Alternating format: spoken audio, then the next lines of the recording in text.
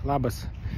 Ką tik kalbėjau su klientė, su kuria dirbom prieš gerus pusę metų ir labai likau nustebęs asmeniškai, kokie pokyčiai vyko per tą laiką, nes turėjau tokį įsitikinimą, kad ten tokių stebuklų nėra, kaip išsikalbėjom, kaip supratau aš ir kaip jinai suprato.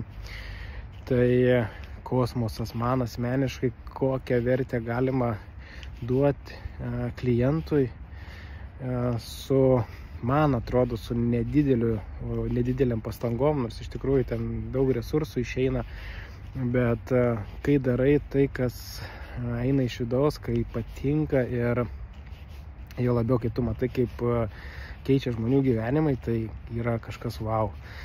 Tai labai džiaugiuosi, kai mano klientams taip iš tikrųjų vyksta tos transformacijos.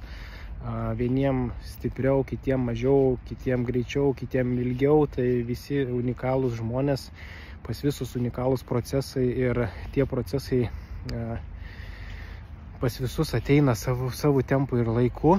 Ir gyvenimai kardinaliai keičiasi. Vat, turiu labai daug tokių akivaizdžių, net pavyzdžių, kai žmogus prieš seansą, pirmą kartą mes kai darom konsultaciją, kokio jo veido išraiška ir kaip jisai jaučiasi, jo įtampa, nerimas, kažkokie vidiniai apribojimai, baimės galų gale.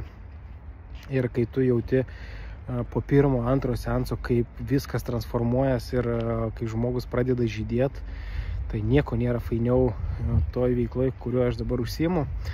Ir norėčiau dar vieną klientą paimti į konsultaciją darbui su vidiniu pasauliu ir pakeisti jo gyvenimą iki naujų metų. Tai reiškia, mes dar spėtumėm iki naujų metų sutvarkyti vidinius apribojimus, kurie trukdo klestėti, kurie trukdo save kažkaip realizuoti. Galų gale sveikatos klausimai labai gražiai tvarkos per užgniaužtas emocijas ir jausmus. Tai jeigu jauti ir tau rezonuoja šitas video ir supranti, kad tai yra laikas tau pokyčiui, parašyk man, susitarsim dėl konsultacijos ir iki naujų metų praktiškai galim garantuoti, kad turėsit pokytį. O kodėl reikėtų tai daryti? Pats pajausk.